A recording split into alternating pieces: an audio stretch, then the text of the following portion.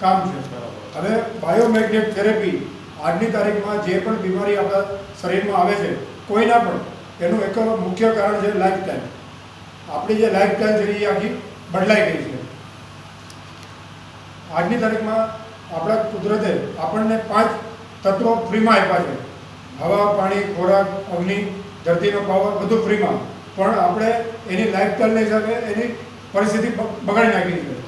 ખાલી ધરતીનો મેગ્નેટનો પાવર પણ આપણને જો મળે ને તો પણ આપણા શરીરમાં નો ડિઝીઝ અને નો મેડિસિન એવી રીતે થાય.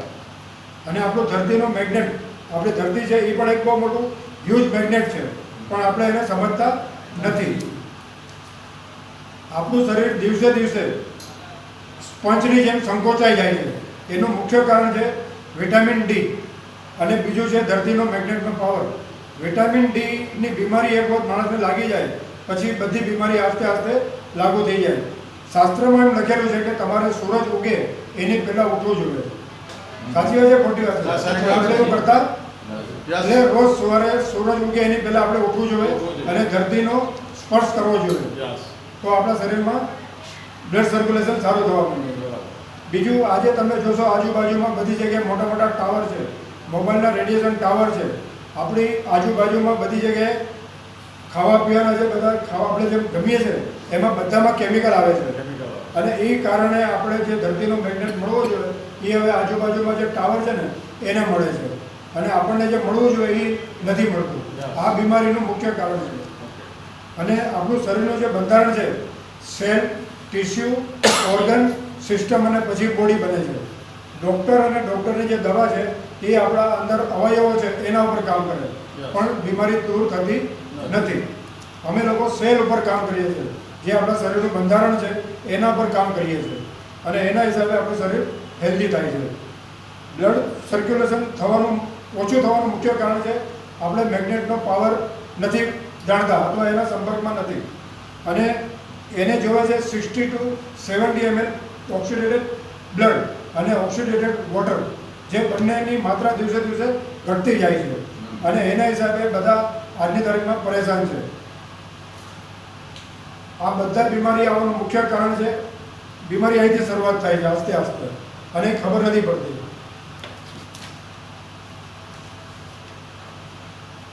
આજે બ્લડ સર્ક્યુલેશનનો પ્રોબ્લેમ બધાને છે.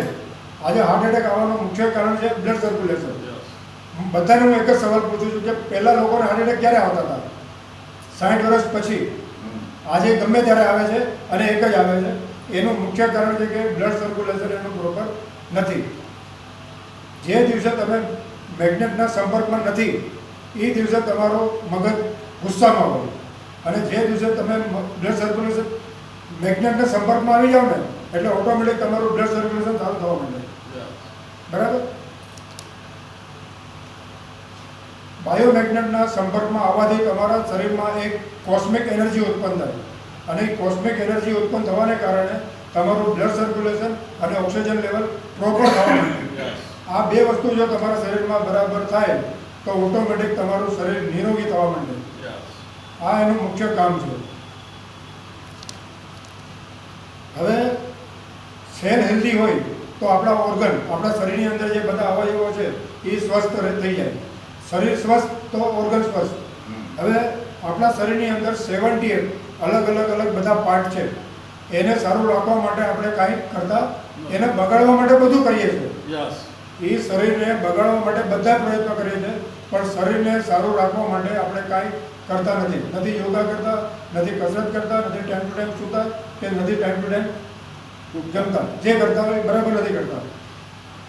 હું બધાને એક એક્ઝામ્પલ આપું છું. બધાના ઘરમાં ફ્રીજ હોય છે. ફ્રીજનું મુખ્ય કારણ શું છે લાવવાનું? કે આપણા ઘરમાં 1000-2000 રૂપિયાનો સામાન ખરાબ ન થવો જોઈએ. મુખ્ય કારણ એ છે.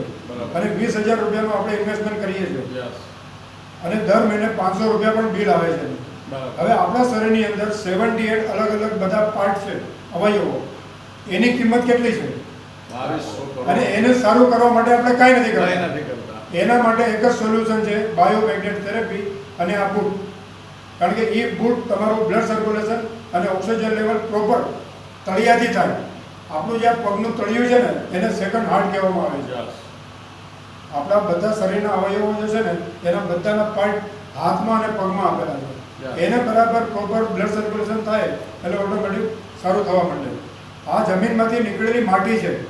અમે લોકો જે મેગ્નેટ યુઝ કરીએ છીએ એ બાયોમેગ્નેટ છે અને એ જમીનમાંથી નીકળેલી માટી છે, બીજું કાંઈ નથી. આ નાસામાં વપરાય છે.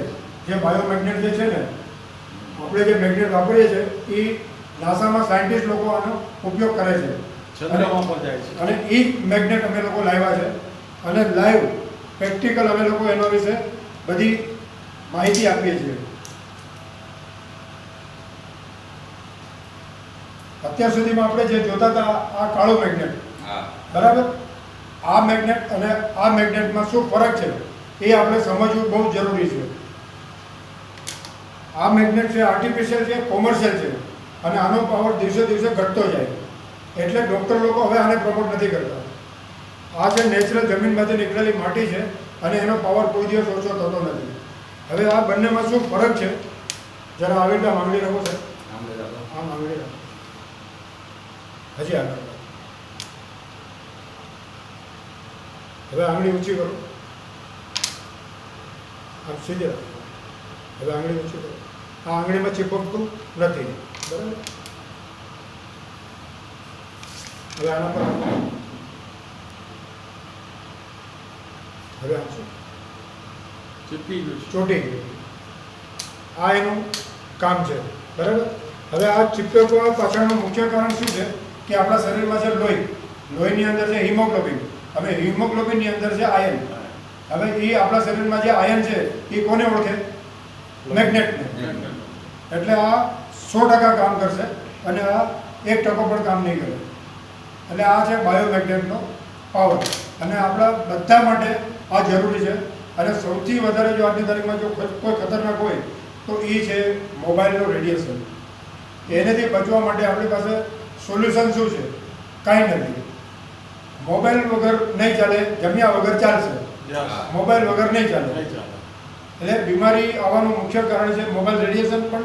તો એનાથી બચવા માટે પણ આ મેગ્નેટ બૂટ કામ કરશે. અને બીજું આની કોઈ સાઈડ ઇફેક્ટ નથી.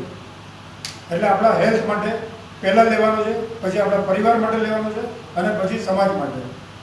પહેલું સુખ તે જાતે નરીએ અને સમાજ સેવા કરવી હોય તો પહેલાં તમારા ઘરથી કરો. આ એક શાસ્ત્ર કહે છે. તો આ મારું મેગ્નેટનું નોલેજ છે અને એ આપણે ડેમો કરીને પણ બતાવી શકીએ. કારણ કે ધરતીનો પાવર અને આપણે હવા, ભગવાન દેખાતા નથી પણ વિશ્વાસ રાખવો પડે.